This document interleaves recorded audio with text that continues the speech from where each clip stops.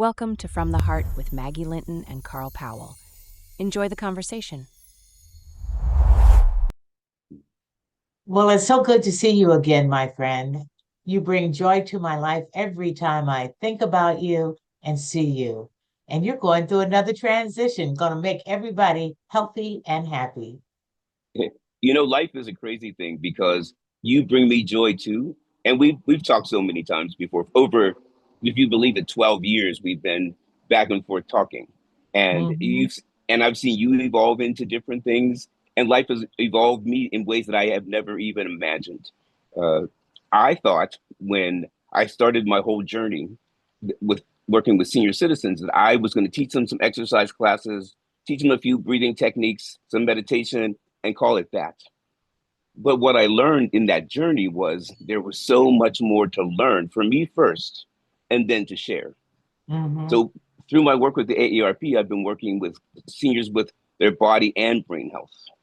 And there are six pillars of brain health, which are ongoing exercise, stress reduction, being socially active, what you eat. And so when you go down those paces, then I realized there's so much more to it about getting proper sleep. Because as seniors, our sleep pattern changes. But as we don't speak to each other about some things, we don't talk about it. But we So, need a little less sleep than we thought we did. exactly. I tell people all the time I'm about a 5.5 to 6 hour sleeper, and my Mm, eyes open, and I'm pretty much ready to get up. When I'm really mm, tired, I can sleep more. But that's my mm, pattern. And mm, it's kind of always been that pattern, mainly because before I get out of bed, I'm saying thank you and making plans for the day. mm, And mm. then I'm up, I'm exercising, and I'm ready to go.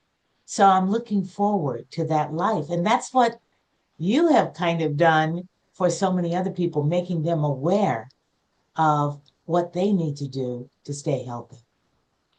And most important that you are approaching your life with a positive mental attitude, because that is the key. If you wake up and go to sleep every night in gratitude, you're ahead of the game. And that's why I really don't believe in organized religion, but I do believe in God. And I do believe that that's why they ask us to pray before we go to sleep. Because when you sit down and pray, what you're really doing is saying thank you for all of the things that you have. You're showing your gratitude. And from gratitude, everything else can grow. If I'm grateful, I will take better care of my body. If I'm grateful, I will look forward to waking up the next morning. If I'm grateful, I will get out and talk to other people and share my experiences. If I'm grateful, I will go out and learn new things. So gratitude makes everything grow. Well, you have done your Grow with Carl forever, but now it's body and brain health. And Mm. what led you to this path? Because it has so much to do with your mom and what she struggled with her final years. During the pandemic, I learned that my mother was suffering with dementia. And in truth, I didn't even know what that meant.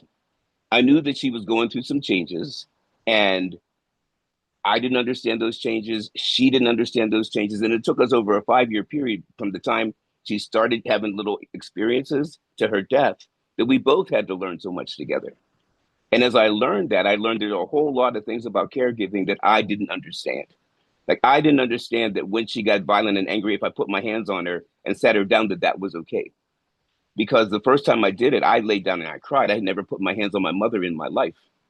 And I just didn't know how to deal with it. And I didn't know how to talk to somebody else. Was that okay? Was it okay if I called you up and say, hey, Maggie, I had to put my hands on my mother last night? Would you judge me? And that, and you judge yourself.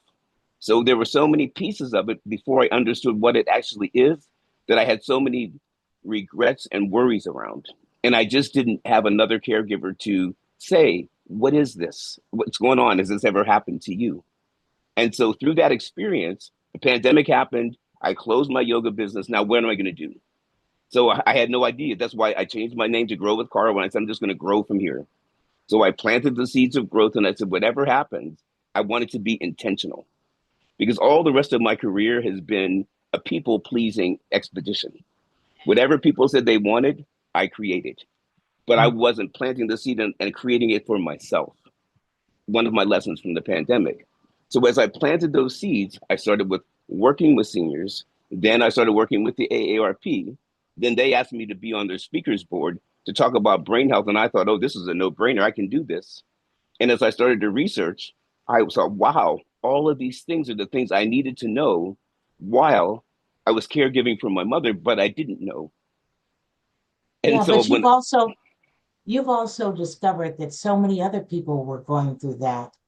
And so many people keep themselves away from others as they're helping someone because of, mm, in a sense, the shame of mm, dementia, the shame mm, of knowing that that family member is declining.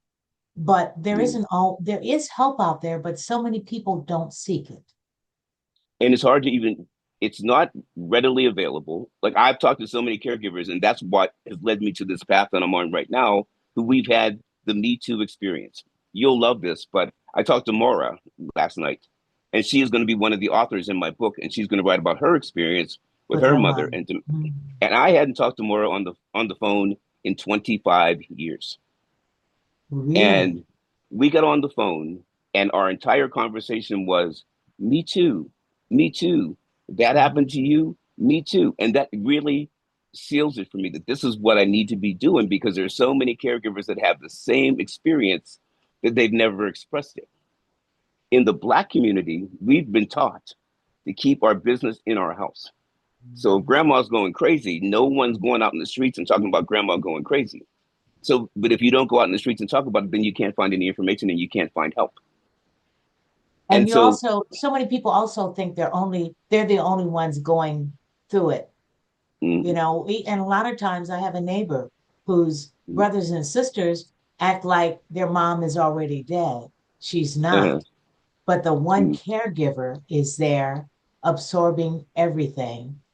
mm, Cared for his dad, he died. Now he's caring for his mom and making sure everything's okay for her. And so often you see that divide within families too.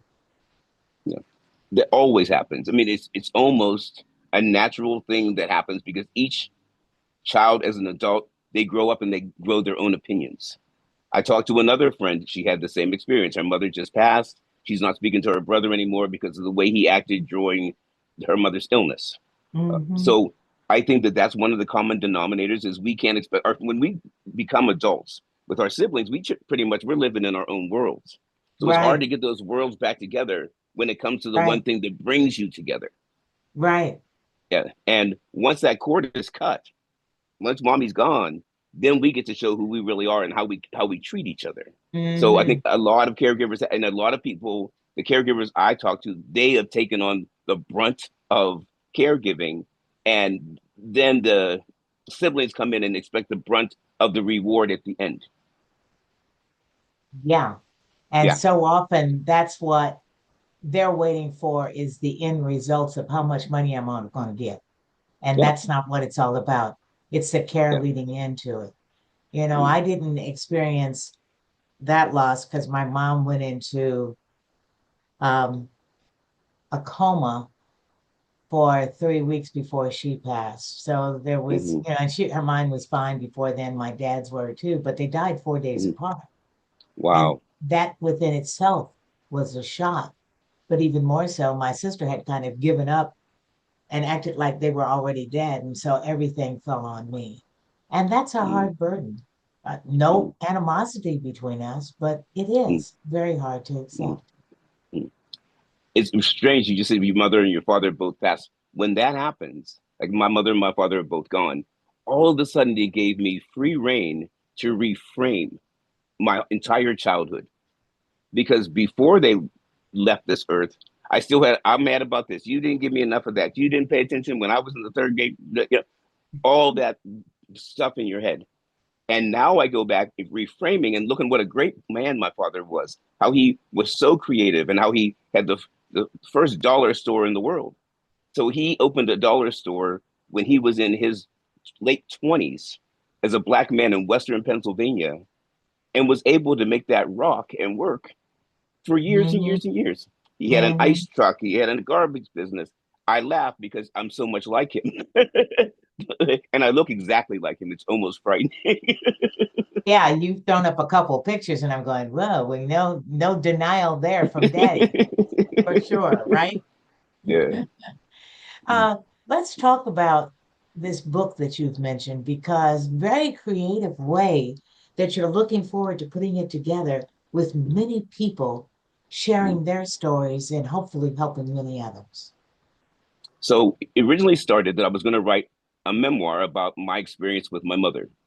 So I hired a writing coach because in all of my other writing experiences, I talked about EFT tapping, a children's book, something motivational, but I really never talked that much about me and my own life experience and had to tell that story, which somehow I was more difficult to pull out of myself.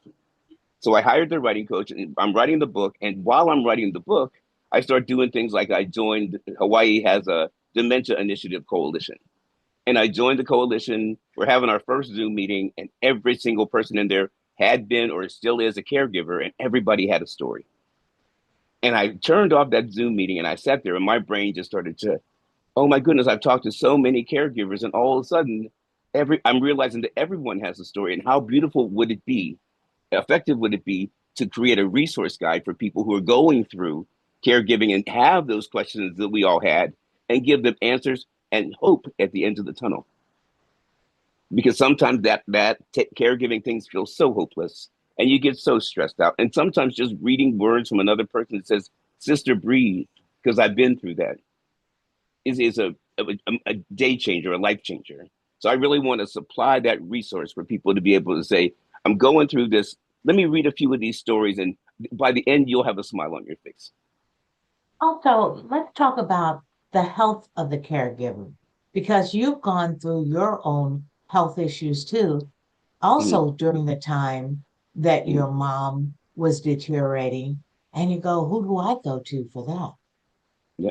You And your know, for, search for staying healthy. for me personally, I have been going through, I have autoimmune disease. And I talked to a therapist last week, not in session, but just a friend of mine who's a therapist. And we were talking, and I said, I feel like for the last 3 years, I've had my feet stuck in the mud trying to get forward. And that's exactly what's going on with my body. My legs are having a hard time moving forward. And so I'm going to do a hypnosis session with her because she said a lot of times those wounds that you carry within your brain keep your body in that same state. Mm-hmm. And so, and that's again with the book, you know, when you find solutions and when you start to see, oh, this is the answer, or I'm not the only one, or let me sit down and really think about what I'm going through. Because sometimes Right. you're moving so far trying to take care of mom or trying to take care of dad or your husband that you forget to take care of yourself in the process.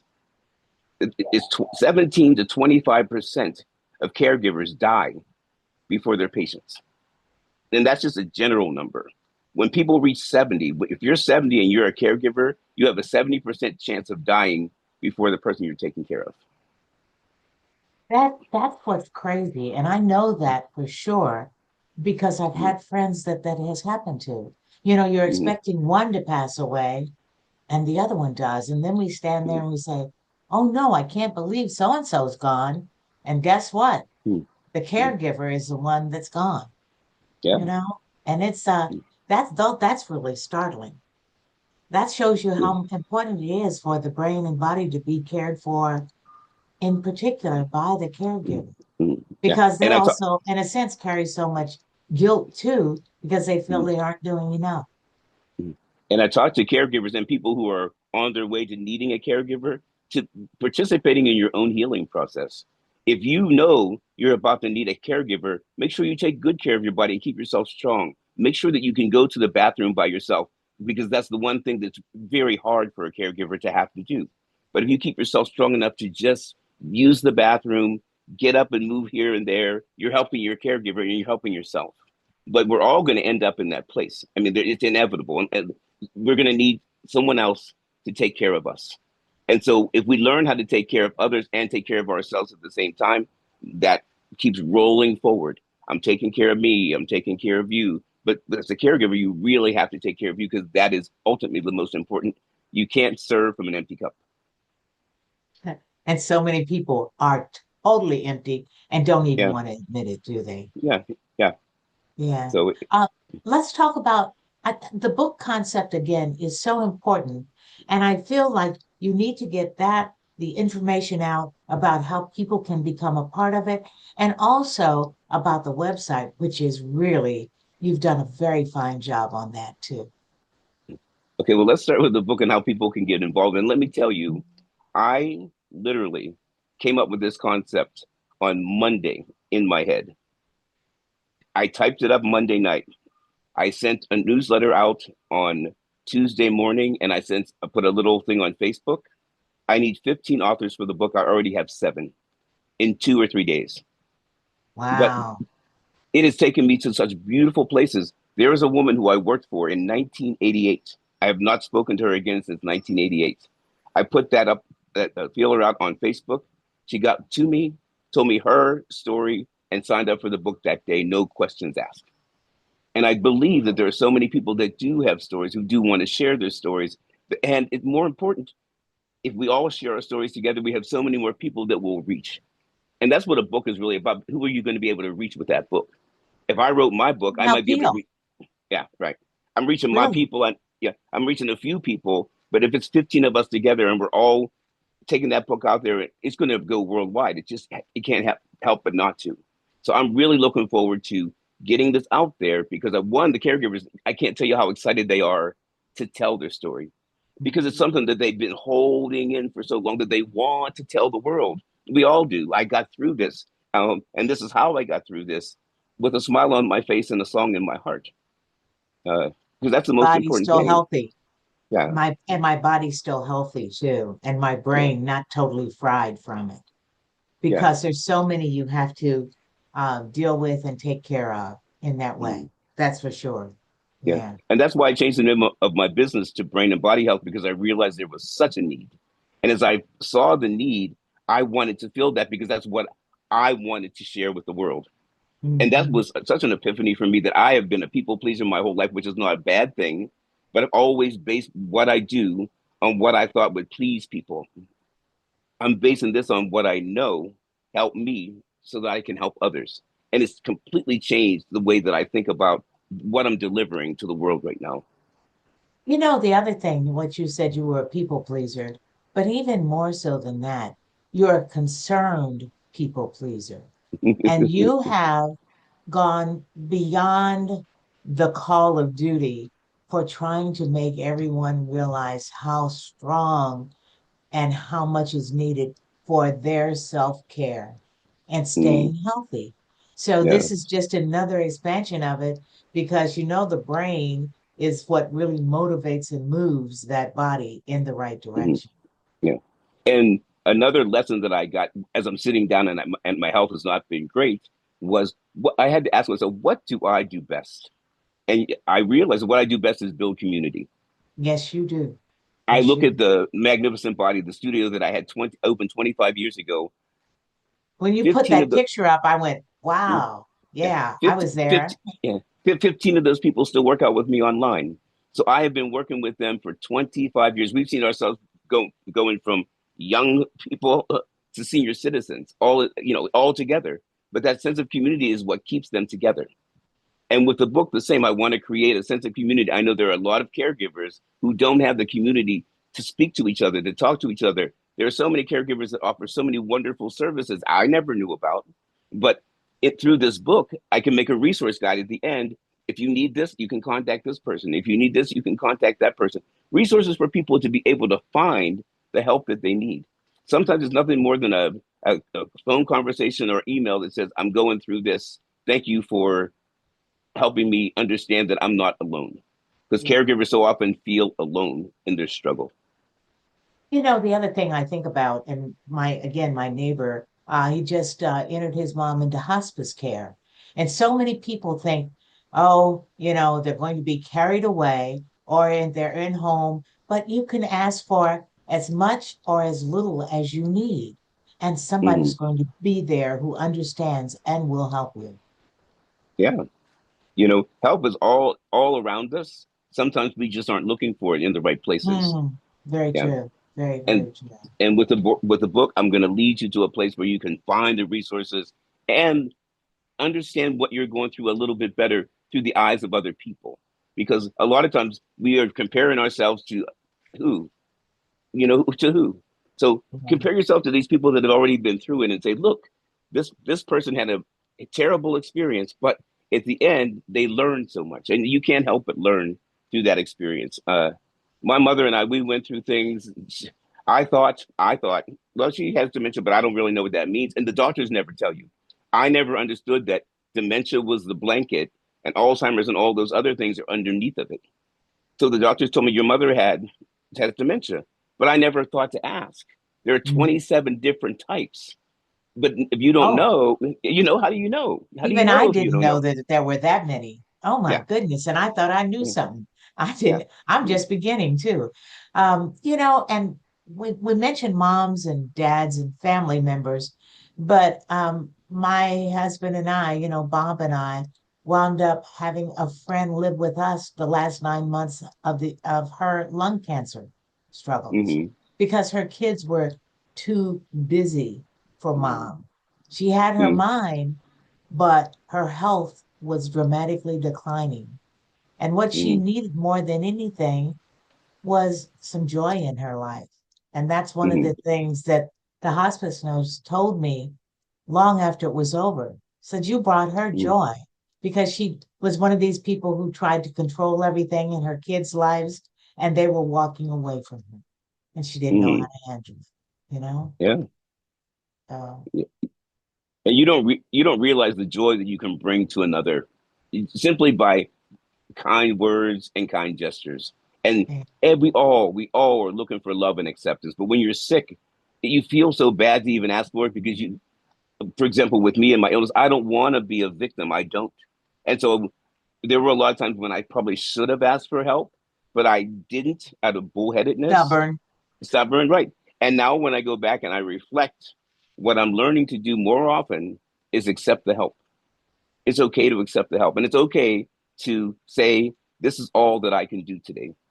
Because I like that people pleaser thing. I'll go over and above to help someone, to please someone, to help somebody in need. Sometimes that empties my cup, and I had to sit back and realize that if I accept the help from other people, then I can use that help and then transfer it, and my cup stays full.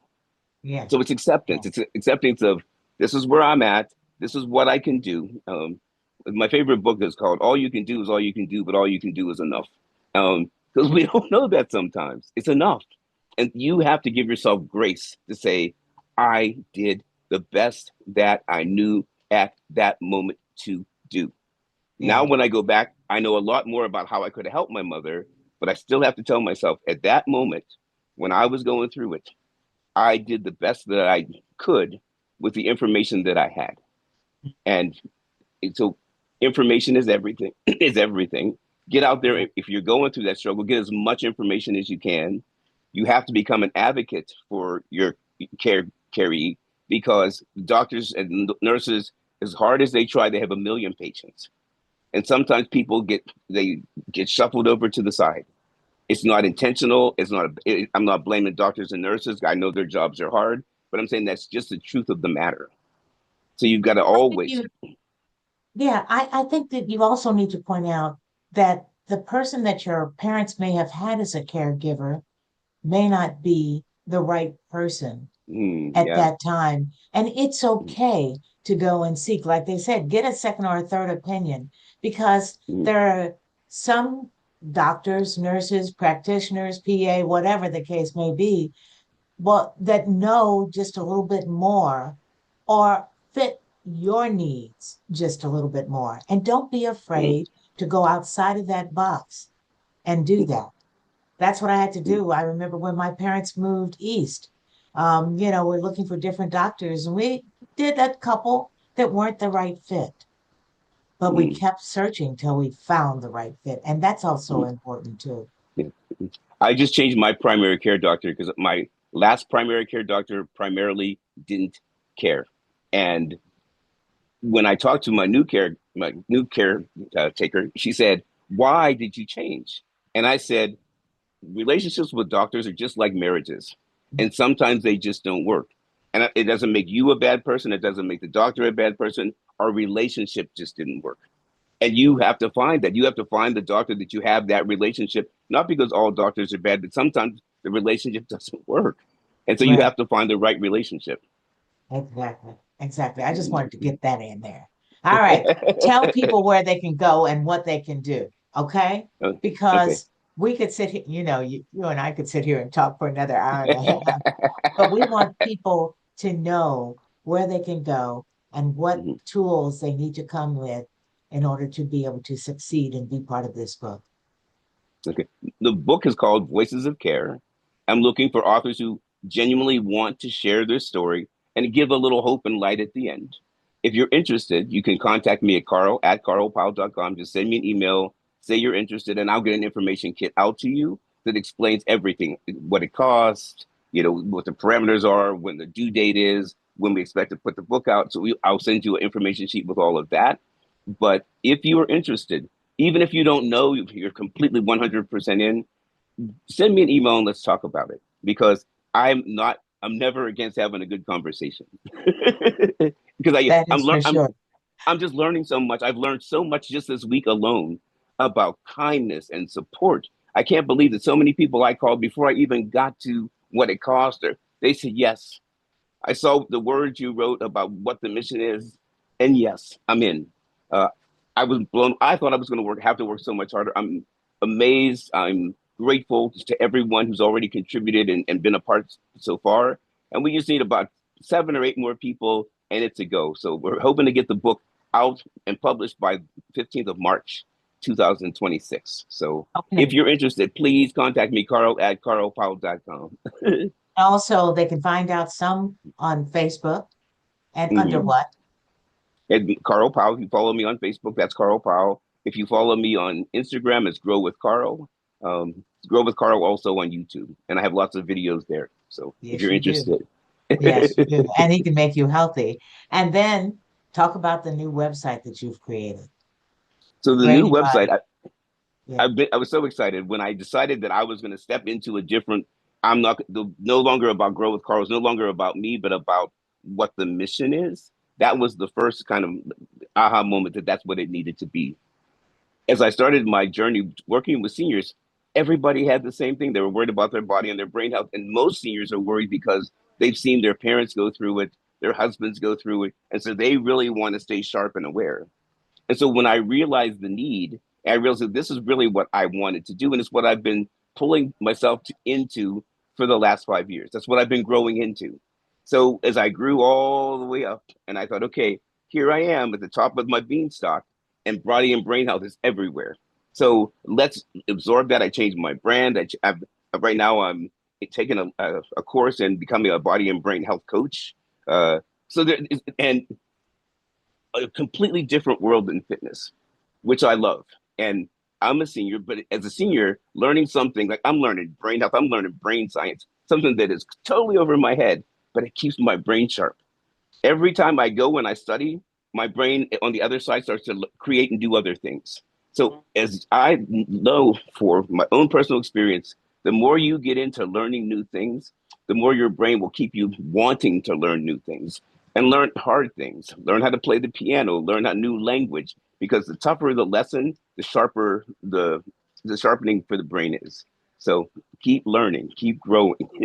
I'm gonna keep growing too, because my beanstalk isn't over yet. Yeah. Yeah. But you know what? Even though you've changed the name Grow with Carl, you're still asking people, us, your people, to still do that. You may be spinning off to another way, but we're still growing with you. And I'm this time I'm growing with you, and that's the difference. You know, I love you. And I'm so happy that you're doing this, not just for yourself, but for others too, because your place in the world, you keep expanding it and into an empire. I love it. My last conversation with my mother is I said, "You'll never die because I'll speak your name every day, and I'll keep doing everything I can to make you proud, because nobody was ever prouder than me in the whole world than my mama." And so, and every time I do something, I say, "Mama, you would appreciate this one." So keep hope alive. That I love that. Very much so. And I love you I love you too. Thank you for the conversation. always.